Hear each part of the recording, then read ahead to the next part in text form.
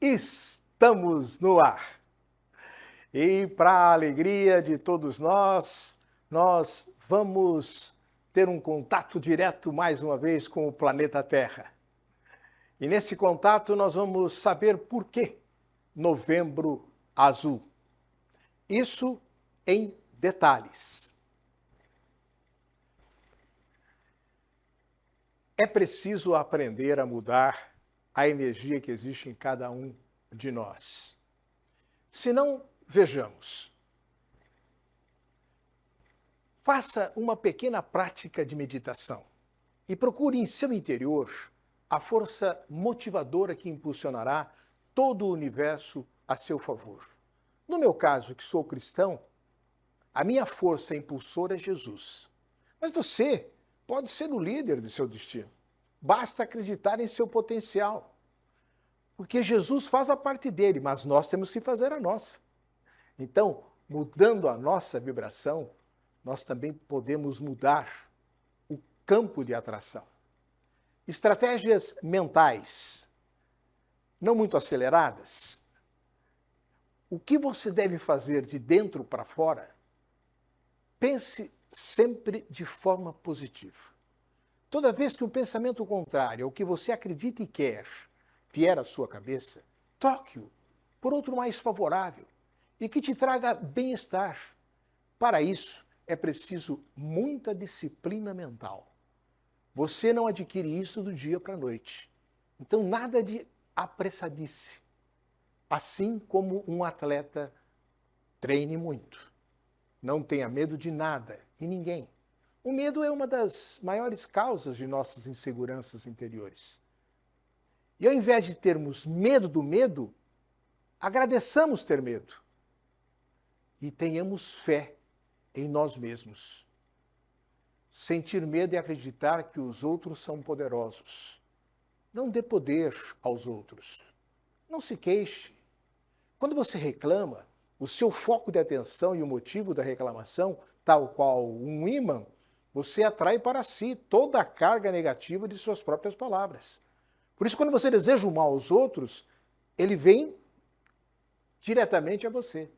A maioria das coisas que acabam dando errado começa a se materializar quando nos lamentamos. Risque a palavra culpa do seu dicionário.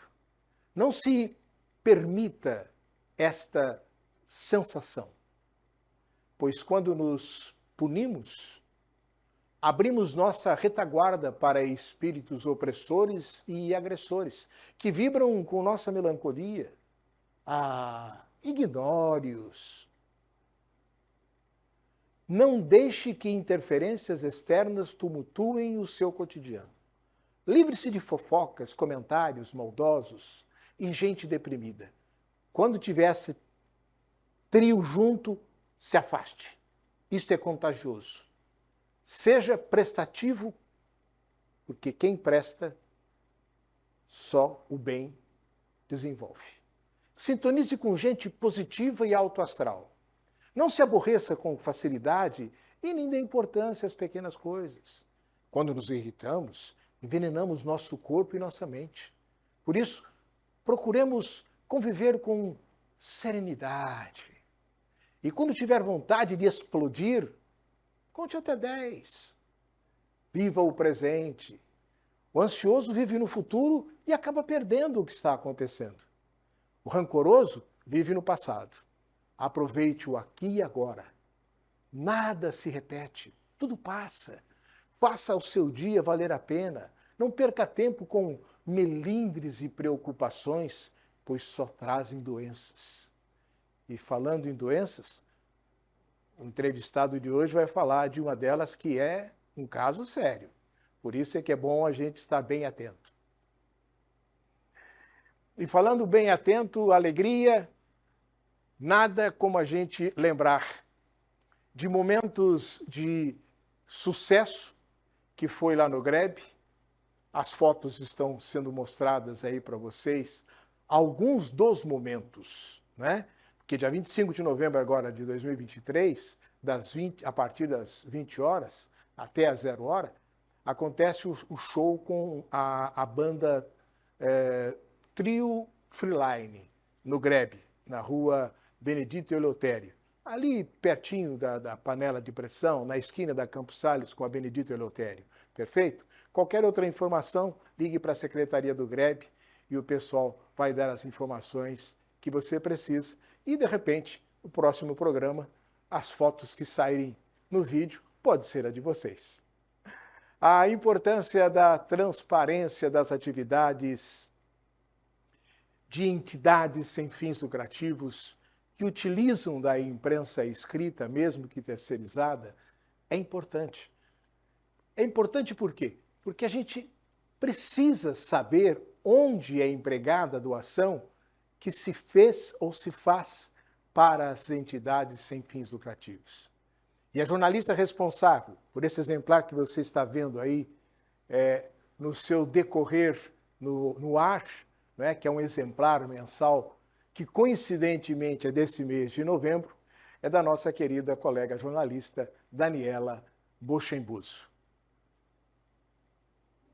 E vamos acompanhar agora, já que começamos os nossos informes falando de música, o vídeo enviado pelo grupo Sotaque Brasileiro. É isso, Dair Felício, que encanta a todos com seus chorinhos.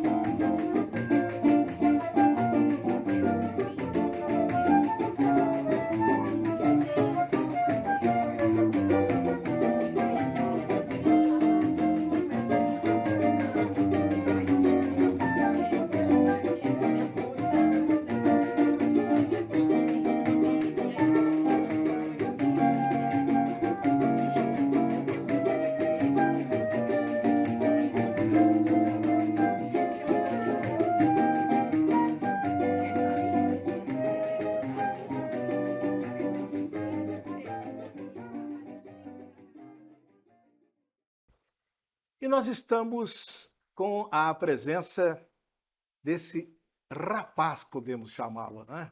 Que é muito novo e já o diretor da Sociedade Brasileira de Urologia Seccional São Paulo. Doutor Filemon Casafus, que carinhosamente e respeitosamente me permitiu daqui para frente, na entrevista do nosso bate-papo, tê-lo como só Filemon. Perfeito? Então seja bem-vindo, Filemon, para que a gente possa conhecer um pouco mais a respeito deste Novembro Azul, não é isto? E conhecer um pouquinho mais a respeito das ações que vocês estão fazendo, particularmente na sua área, que é o estado de São Paulo. Repito, seja bem-vindo. E a primeira pergunta que eu lanço para você, como é que nasceu e qual o propósito do Novembro Azul? Bruno, muito obrigado pelo convite e pela oportunidade de falar com vocês aqui. O Novembro Azul, ele nasceu na Austrália, na verdade, foi um movimento que se iniciou a partir de um grupo de homens, né, que eles chamaram de Movember. E esse grupo de homens, ele se sentiu motivado em levar alguma orientação, alguma recomendação aos homens a cuidarem da sua saúde. A partir da Austrália, isso, num determinado momento, não me lembro exatamente qual foi o ano em que aconteceu isso, eles deixaram o bigode crescer, se juntaram e chamaram a atenção dessa forma. E a partir daí, a partir da Austrália, o Novembro Azul, esse movimento ganhou o mundo, né? E no Brasil se comemora também, né, a partir dos anos 2000, nessa século XXI já, não me lembro exatamente que ano que chegou no Brasil, mas é mais ou menos há 10, 15 anos, né? por que é importante diagnosticar precocemente o câncer da próstata?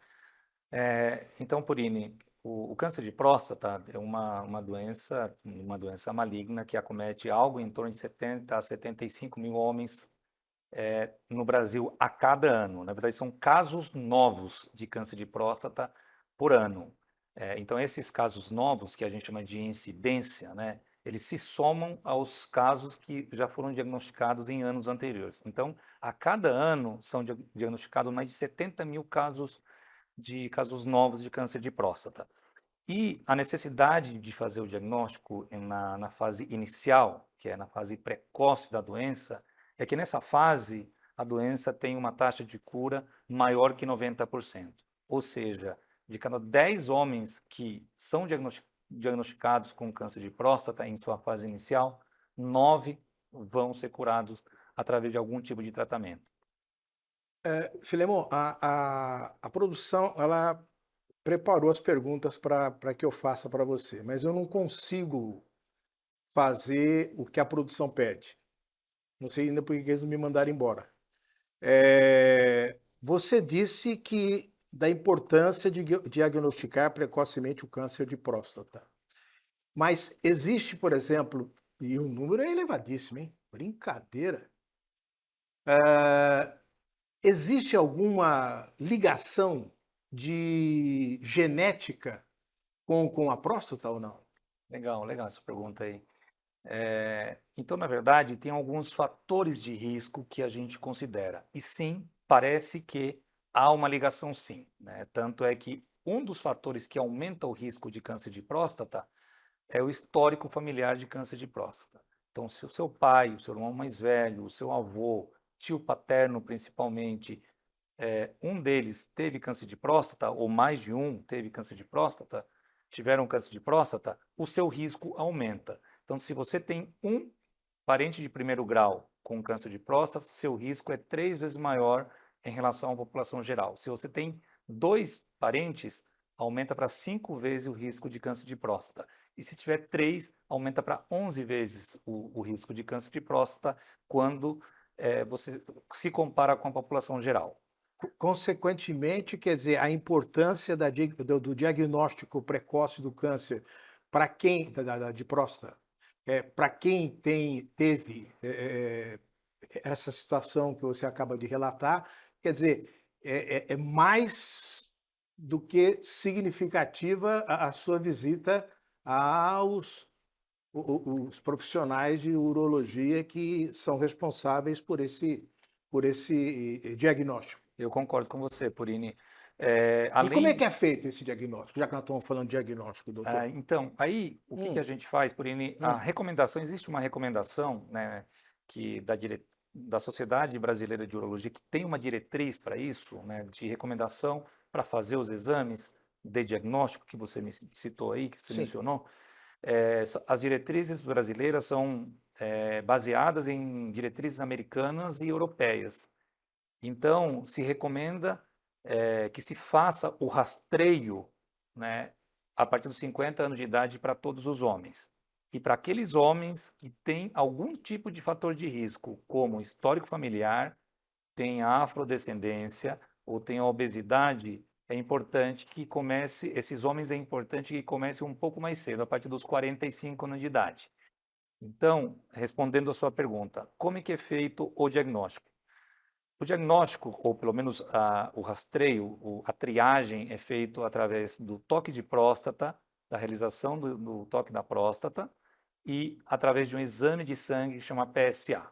Se um desses dois ou os dois estiverem alterados, tem que fazer um exame de confirmação, que é a biópsia prostática. Também pode ser, antes da biópsia, pode ser feita uma ressonância, mas aí vai depender do serviço, do hospital, ou em qual lugar que o paciente se encontra.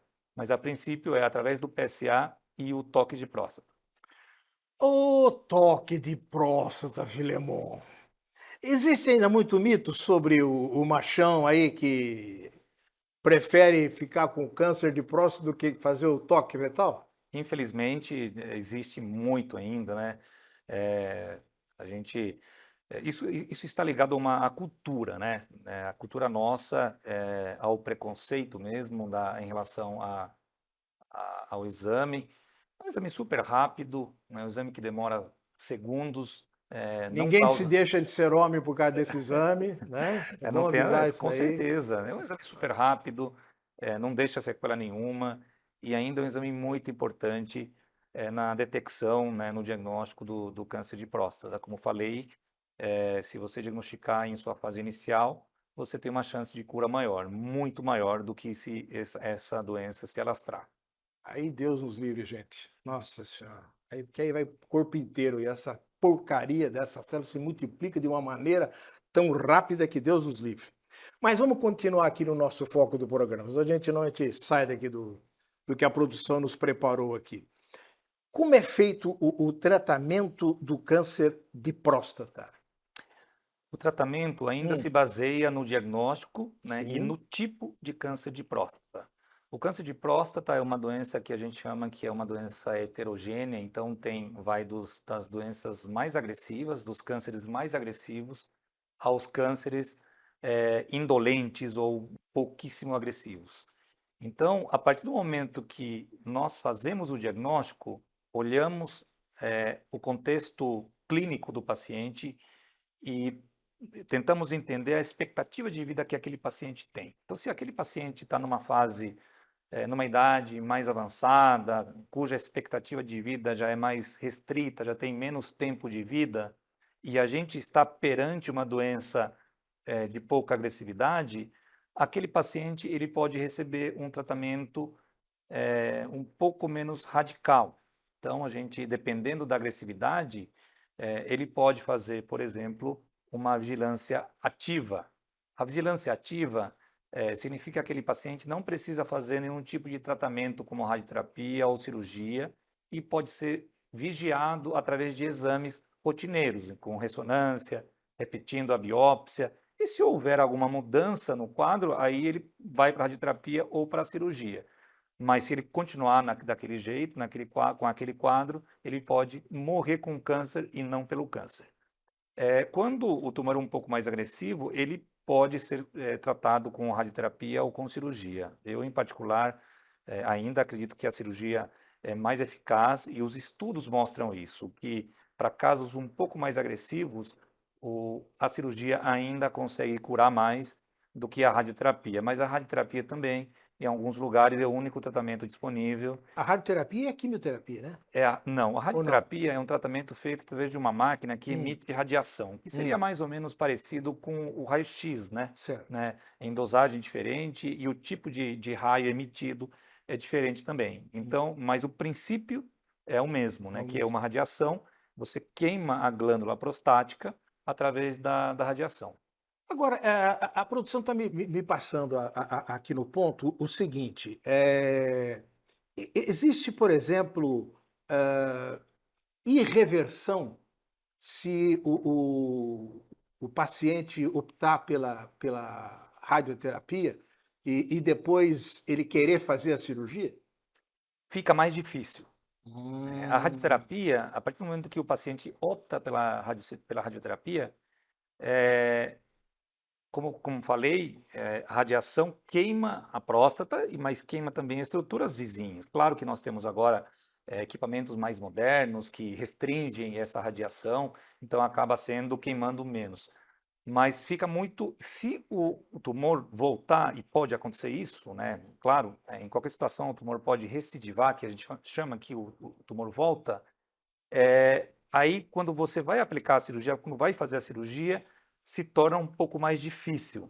porque Por, já lastrou para outros. sim, você encontra lá um tecido completamente aderido, com aderência. Você não encontra aqueles planos perfeitos quando você faz a cirurgia que a gente chama virgem, ainda sem tratamento, sem radioterapia. Então fica muito mais difícil. Agora, quando você faz a cirurgia e o tumor volta, você pode fazer a radioterapia na sequência da cirurgia.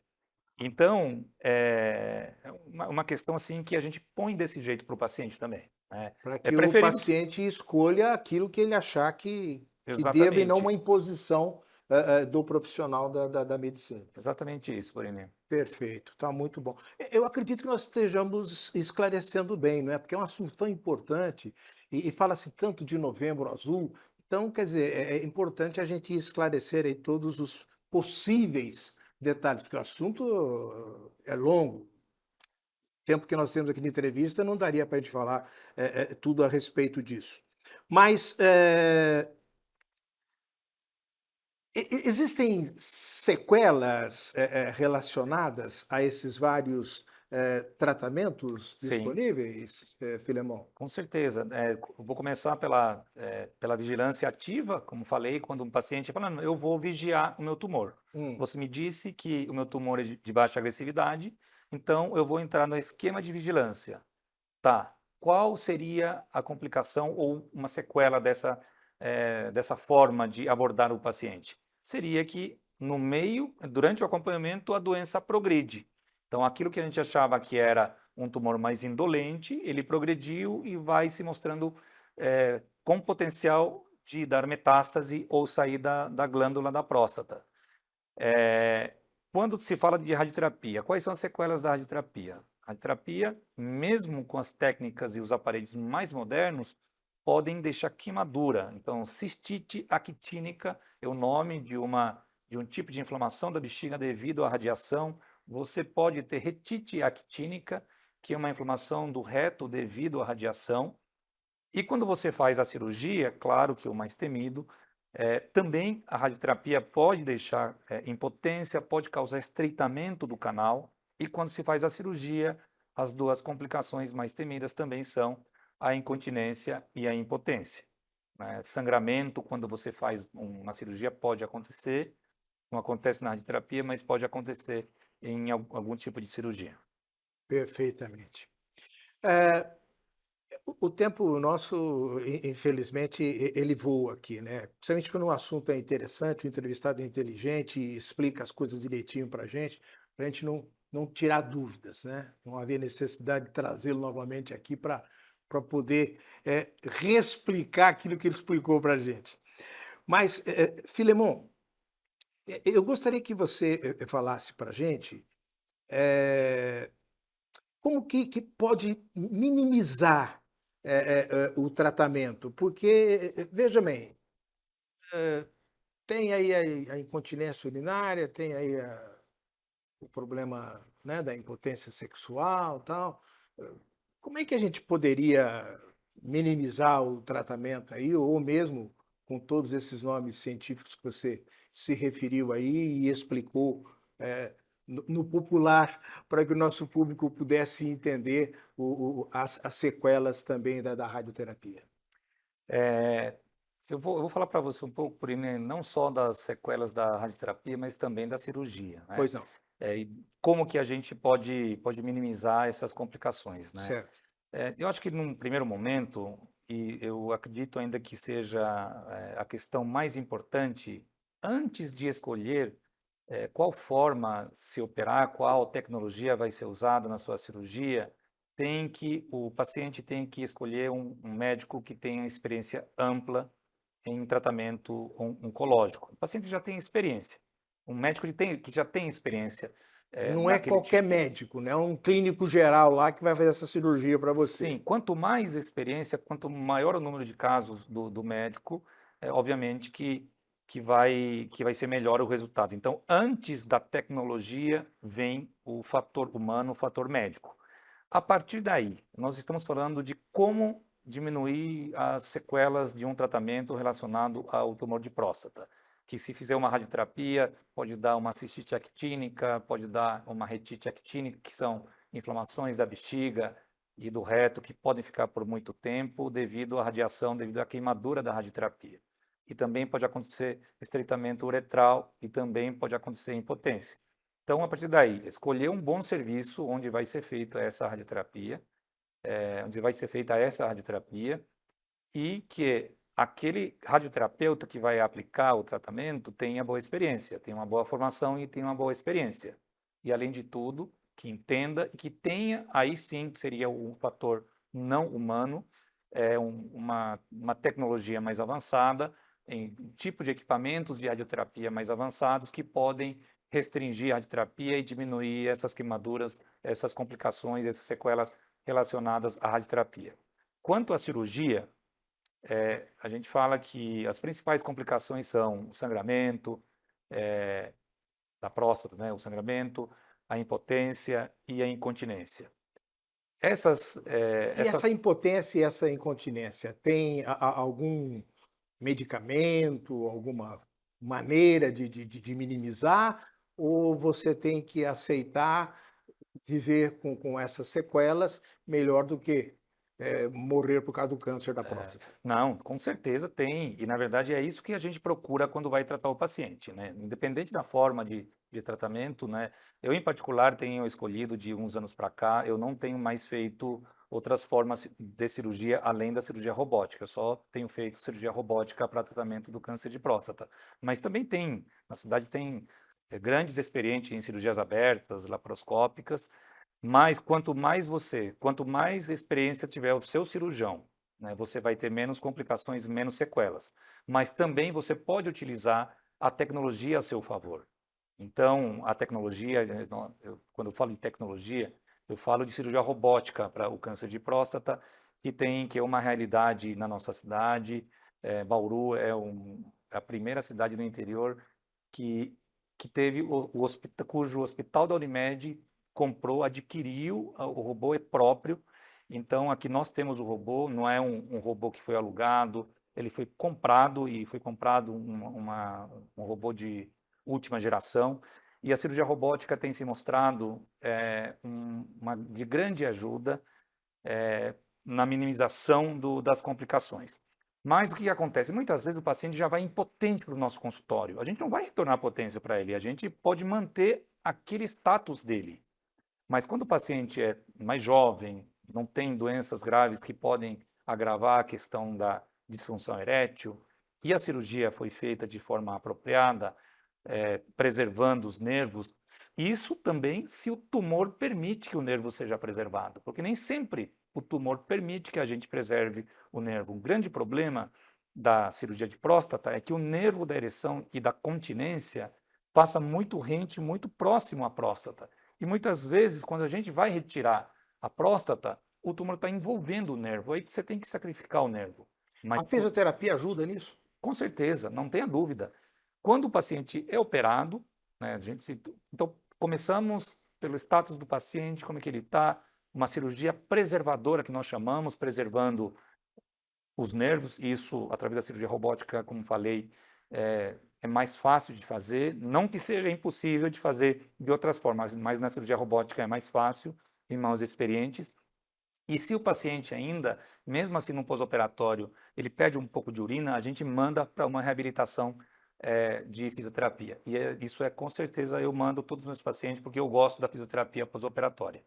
Ele tem curso de fisioterapia aqui, viu, gente? Por isso que eu perguntei aqui para ele, tá? Porque já tivemos essa experiência aqui e deu resultado realmente, principalmente para a incontinência urinária, né? Sim, sim, e Perfeito. é legal isso. Eu não quero te cortar, Filemon, mas eu gostaria que você tivesse as considerações finais e o nosso tempo já estourou. Então, vamos para considerações finais, para você poder abordar um pouquinho sobre a importância do trabalho que a Sociedade Brasileira de Urologia vem desenvolvendo em todo o Brasil? Obrigado mais uma vez pelo convite, pela oportunidade, Nós é que Corine. agradecemos pelos seus esclarecimentos. Mas eu gostaria de falar que toda a campanha Novembro Azul, nós tivemos recentemente aqui uma corrida, caminhada, entre outras ações na cidade também, e em outras cidades do estado de São Paulo. Todas as ações são promovidas pela Sociedade Brasileira de Urologia Seccional São Paulo, da qual eu sou membro diretor, tem outros diretores, o nosso presidente, o Dr. Marcelo Wroclaws, que tem trabalhado bastante no sentido de informar, de levar as orientações para os pacientes. E eu gostaria de falar que deixar uma mensagem para os homens, principalmente. Vamos deixar o mito de lado, vamos nos cuidar, vamos cuidar da nossa próstata, principalmente se você tem um histórico familiar de câncer, se você tem afrodescendência, se você tem obesidade, e para todos os homens a partir dos 50 anos. né? Tem que fazer os exames, mas também não deixem de cuidar de outra parte do corpo, porque a gente também é vulnerável a ter câncer de intestino, então é importante lembrar que é necessário fazer uma colonoscopia, pelo menos com 50 anos de idade, e daí vai depender do seu histórico, risco familiar também, mas essa é a minha mensagem. Vamos cuidar da nossa saúde. E com essa mensagem, nós agradecemos mais uma vez a presença e os esclarecimentos do Filemon, carinhosamente para nós, né? Mas o doutor Filemon Casafus, e também a você, nosso seguidor aí do planeta Terra, com o nosso até.